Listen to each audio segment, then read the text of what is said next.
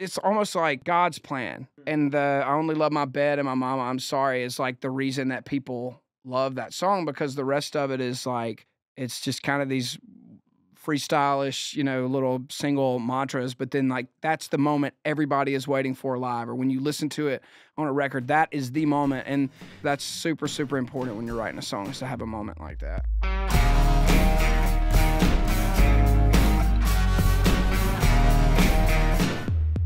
It is Kevan Kenney. This is Rock Arena Radio in DJ mode, and we got Hardy in the house.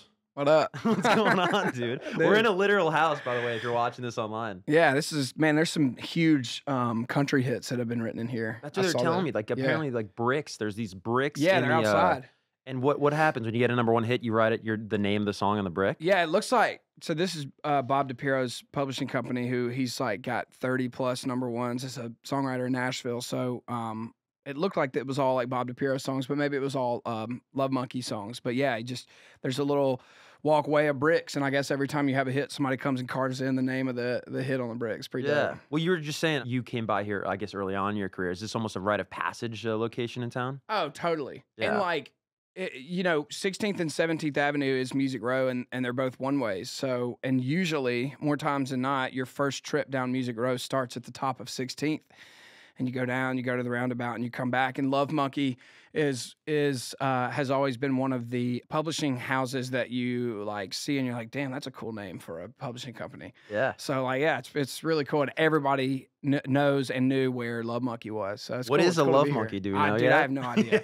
That's a songwriter brain working, dude, and there's probably like a 10-layered story to how that name came to be, and maybe not. But right. It's like the Blades of Glory back in the day. It's provocative. Nobody knows what it means. Yeah. Gets the people going. It gets the people going. Your rock roots, I mean, like anybody that knows you or watches your interviews, you grew up a huge rock fan. I mean, you say STP is like your favorite band. Yeah, dude. I tell everybody, man, I grew up in a small town in Mississippi, but I did not listen to country.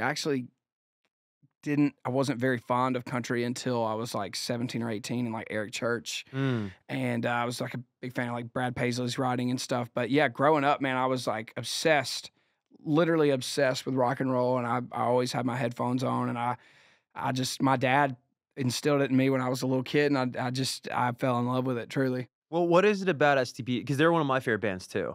And I always joke of whether they're a San Diego band or a Jersey band. I'm from Jersey, so I want to take credit for them because half the band's from each, right? Yeah. But what is it? Scott's voice, which is so irreplaceable. Is it like the DeLeo brothers? Is it the music? What is it for STP for you? I honestly, it's like a cop out by all of it, dude. One thing I love about Scott's voice, and there were a few bands in history that kind of did this, and nobody ever addressed it, but I thought it was the coolest thing, was he would change like the timbre of his voice and sound like a completely different singer from song to song. And I always thought that was so cool. There was something about that like really reverberated, like clean tone stuff that they were doing in the 90s that I loved. Again, like song to song, like sonically, they had a lot of different moods and modes, and I love that. His melodies are awesome. And then if you see, especially in their prime, like late 90s, mid to late 90s, and even early 2000s, man, those performances, especially when he's kind of drugged out and it's in the purest form of rock and roll, is awesome, dude. You ever hear this? There's a great story about him, on stage and just what a rock star he is, where they were in Vegas one night and they were, they were performing at some hotel on the Strip, and a room service guy goes up to the room, and Scott's like passed out, right? Like just completely incapacitated. So the room service guy like goes downstairs and he's like, "Do I say something about this? Because they're supposed to be on stage in like an hour, right?" And so the guy's like about to go and tell his boss like, "Hey, I just delivered food to Scott Weiland. I don't think he's gonna be able to perform tonight." And the music starts, and he's confused, and the room service guy goes to the stage, and there's Scott like hitting the stage like a rock star. Oh my God! And it's just like, dude, like how many guys like that exist ever? I don't know, but that's insane. Yeah. I can just be really hungover and be like, fuck, I don't know if I can do the show tonight. Yeah. But no, that's an awesome story, man. It's crazy. And then I also knew we were gonna be good friends because I understand we're both card-carrying members of the unironic, unapologetic Limp Bizkit fan club. Absolutely, dude. What do you love about Bizkit? Dude, they're freaking awesome. And I love, their music and just everything about their music and how very boundary pushing and genre changing they were, and especially like on the new metal forefront. And I thought that was cool. I love Wes Borland's outfit changes. Oh, yeah. And how, like, it wasn't like Cheap Trick where everybody kind of had their thing. Like, everybody was dressed like normal rock stars, and then Wes Borland was just randomly dressed like a freak. And I always thought that that was super cool. And I love how he plays guitar. Everything about it, man. Yeah. Everything, how pissed off it is, and I love it, dude. And a 9-year-old kid, I didn't know what any of that shit meant, but I was here for it the whole time. Totally, yeah. And their new record is awesome to me. Amazing. I love it, dude. Dude, absolutely. Do you ever have you ever worked with rock producers? Like Zach Cervini did that record. No, I know who he is, and I have some buddies that know him. But no, I mean, I've always worked with Joey Moy, who technically is one of the The Default, right? he did Default and Nickelback. Yeah. And so he's definitely a a rock producer for sure. Now I know he's doing country a lot, but no, I've never done it. I know the whole process is super different and cool in rock, and I'd love to maybe do a side or something. Joey, please don't kill me if you ever see this. I love you and you're awesome, but it'd be cool to do something with a current or just a rock producer. It'd be really cool. Yeah. Well, Joey's kind of the guy we can thank. I mean, there's probably a lot of people we can thank for you being an artist. Totally. Right. Yeah. He was the guy that called me. I had a few people in my ear when I was just doing the songwriter thing, but Joey, before I even knew Joey, and Joey, when I moved to town, like all this, like from the Nickelback and the Default era, and even Blackstone Cherry, I think it was. Yeah. And then like the FGL stuff, and even that Jake Owen record was so clean and crisp, and it had such a rock thing about it that I fell in love with Joey's production.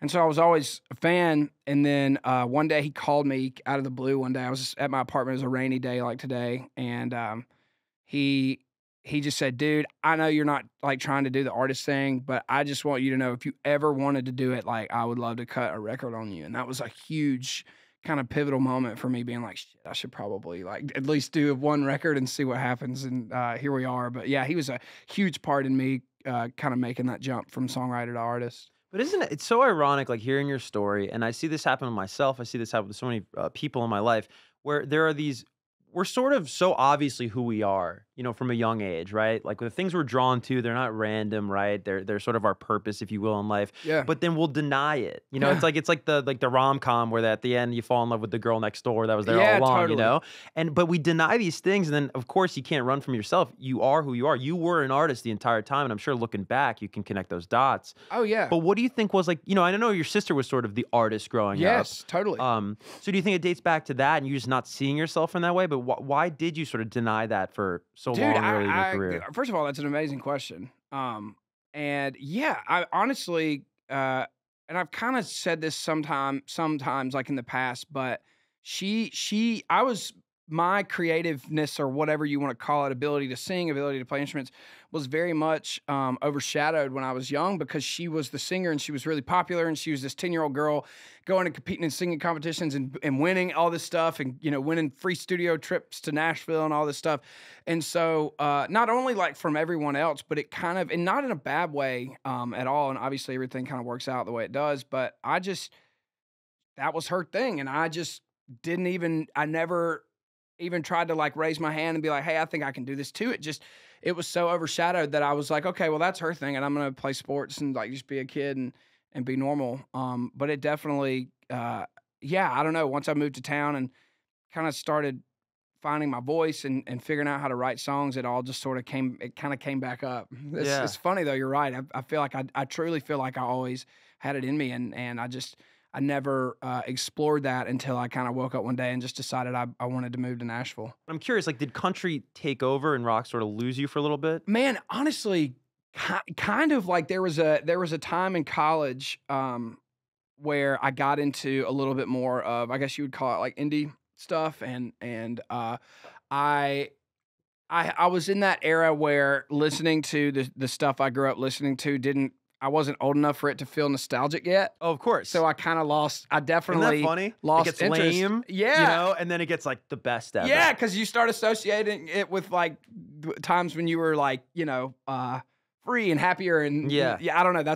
Nostalgia is a crazy thing, but I definitely got away from like the active rock stuff Sure. and You got got into into indie? Like, you got into, like, were you in, like, the MGMTs of the world, stuff like that? totally for a Really? split second. Yeah. And honestly, looking back, it was probably because everybody else was Yeah, of too. course, at that age. But I definitely went through a passion pit phase and M83, which I actually, if there's one band that survived that for me, it was M83. I was actually a huge fan of Hurry Up We're Dreaming, and then and I wore that record out, and I still love to listen to some of that stuff. But yeah, I definitely, and I will say it turned into metal for me. So if you count metal, then I never lost it, but I became a real big metalhead from age like 18, 17 or 18 to 22 or 3. Like I really wore that out, and I still love metal, but it was that, and then it was like the two farthest ends of the rock spectrum are what I was listening to, and not a whole lot of in between in that time of my life. Well, do you think though, you say that in an ironic way, like you're listening to all this random stuff. Do you ever feel looking back now with the success you've had in a songwriting town like Nashville that you can that eclecticness, right? That sort of breadth of interest and a musical taste. Was that an advantage because you may have been bringing a different POV to these writing sessions than Yeah, maybe somebody else? I think so, and I think more melodically and maybe chord structurally more than lyrically, because I've always kind of had a pretty country lyric, but yeah, definitely, man. I think myself and a lot of my like favorite collaborators and buddies of mine that we all kind of came up together. We all grew up on that stuff, so we all thought the rock, chord voicings and those hard melodies over like country lyrics. We all kind of were doing that at the same time, but I definitely think that had something to do with my trajectory as a songwriter because it definitely that's just kind of how it came out and it never like those standard or traditional country melodies and stuff just were never as interesting, and I just feel like those ended up not being the good songs, and the ones that ended up being like successful for me were the ones that had like a rock melody or something over it. Yeah. I want to pick your brain just really quickly on like the art of songwriting because I think for I would say most music fans they conflate the art of performance and the art of songwriting and they're like completely different disciplines when and you probably know that better than most.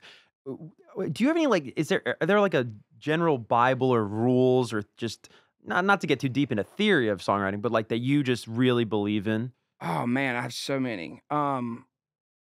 The biggest rule, in my opinion, is that every song has to have one like magic moment or earworm, and it does not have to be in the chorus. It doesn't have to be in the verse. It doesn't have to belong anywhere specifically. But I like every big hit song has like one thing in it, at least one thing that is like the magic that you should just absolutely beat a dead horse and just hammer that home and do it a bunch of times in a song. And I think taking the time in the writing room to find or create a magic moment like that is a pretty big deal. And it could literally be anything. It could be a guitar lick or even a crazy lyric, or it's almost like God's plan. Mm. And the I only love my bed and my mama, I'm sorry is like the reason that people love that song because the rest of it is like it's just kind of these freestylish, little single mantras, but then like that's the moment everybody is waiting for live, or when you listen to it on a record, that is the moment. And I always just think about that. That's super, super important when you're writing a song is to have a moment like that. Well, I love that you said that because I'm always talking to my artist buddies and I go, dude, anything could be a hook.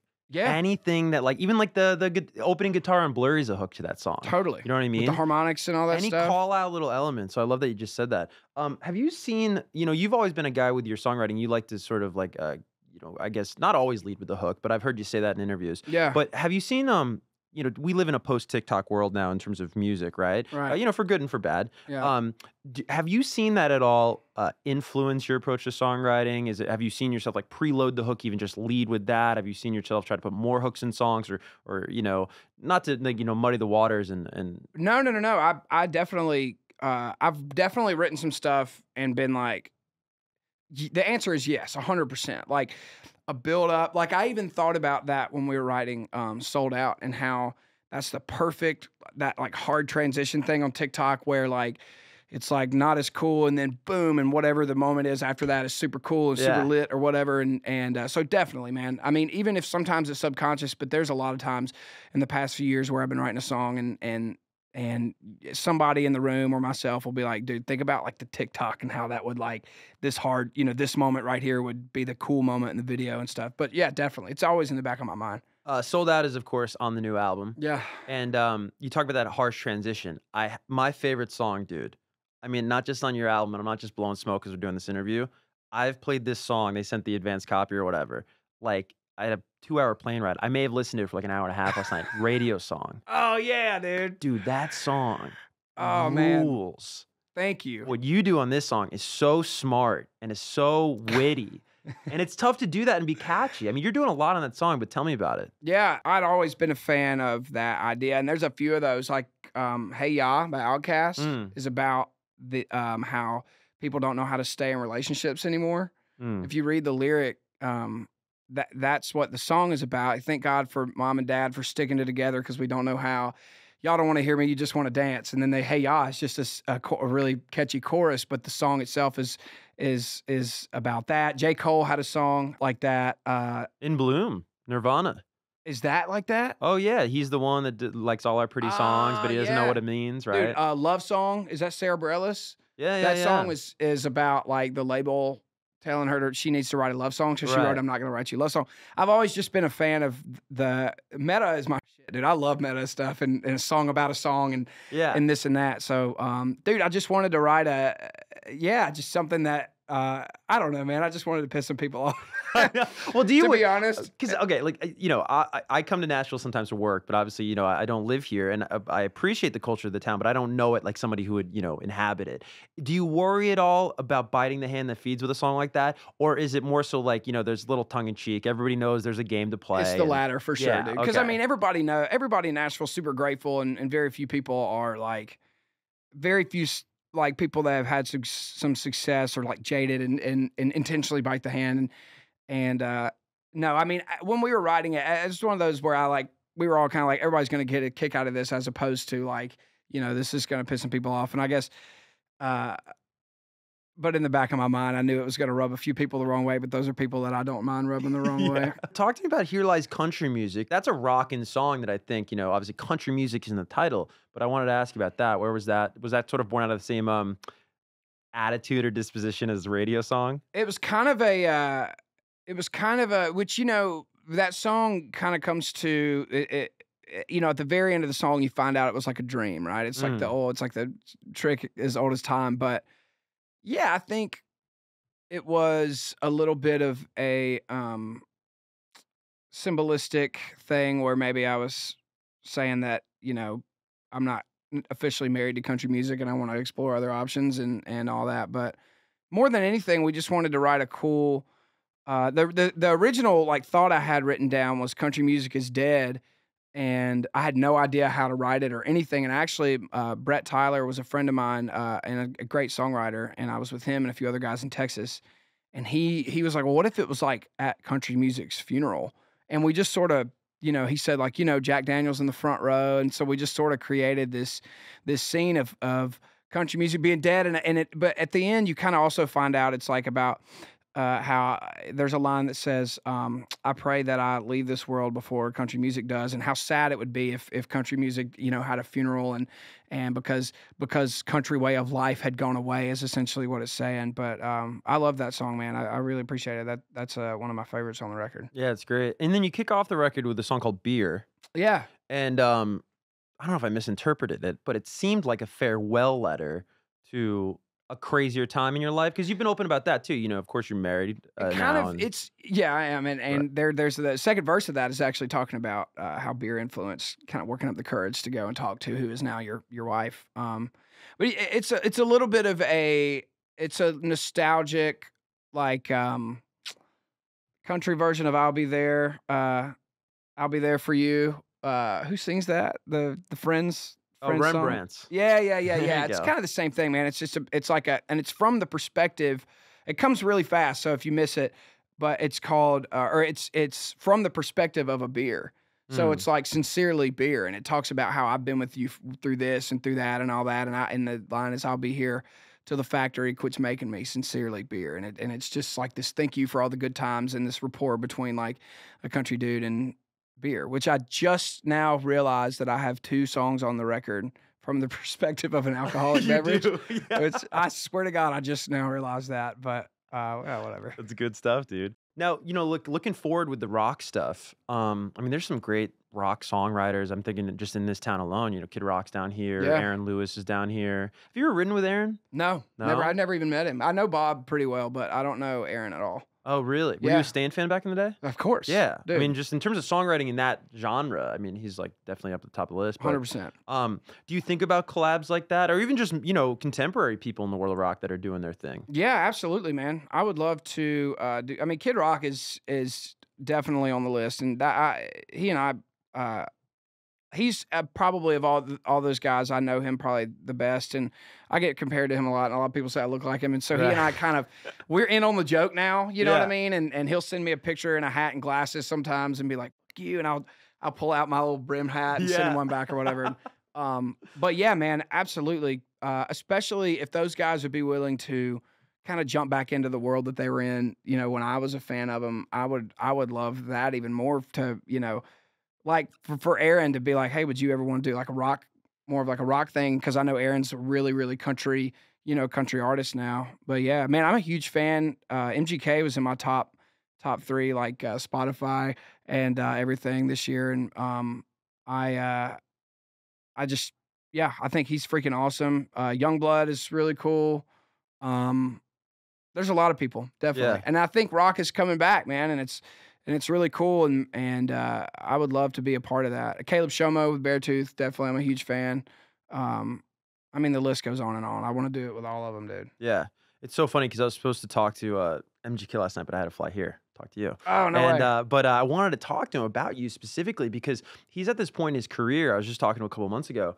And, he kind of did he looks at the past 2 pop punk alternative albums as like companion albums. And that's a chapter that he feels artistically is done. Cool. And he's kind of looking for the next thing to do. And I feel like you two together would just be really, really cool. Man, I heard a rumor that somebody was with him because my manager called me and told me, and he was like, "Man, they were playing your music," and he apparently like was dug it or something, but I have no idea if that's true or not. So we'll see. But yeah, I would love to. I mean, the last 2 records were freaking awesome, and I loved it, and I loved every bit of it. And I like listened to him when he was a rapper, and I had no qualms with him completely switching up and doing that, and would love to know what his plans are for the next thing. Maybe the active rock like post-grunge thing would be a good idea for him, dude. I think that'd be killer. Because he flirts with it. Like he did he went on a radio show and did Aerials by System. Oh, dude, I haven't seen that. Oh yeah, it's really good. Oh, really I need to go watch that. That's cool. I feel like your interest would there's a cross section there. That'd be pretty neat. Well, if you ever run into him, let him know. I'm a big fan. Holler at Hardy. Well, really, really cool, dude. And then after the album's out, what do you got planned for 2023? Man, we're doing a headliner tour. The Mockingbird and the Crow tour. Pretty small tour. It's 16, 19 dates, something like that. But we're hitting a lot of really cool spots. We're doing New York and a lot of big cities. And then that is going to kind of crossfade with Morgan Wallen's like stadium tour, which is insane that it's just crazy how much he's blown up and how well he's doing. And I'm just happy to be a part of it. But we're doing that. And then I don't know if I should or could say this yet, but hopefully we're going to do a little bit bigger tour in the fall, headliner thing, and we'll see. But it's going to be a really fun year of touring this year. You know how I know you got hard rock on your mind? You use the word crossfade in a sentence. Yes, dude. Shout out Crossfade. Also a big Crossfade fan, man. Absolutely. That's awesome. That's awesome. Well, thanks so much for hanging out with us, dude. Absolutely happy to be here. Appreciate it.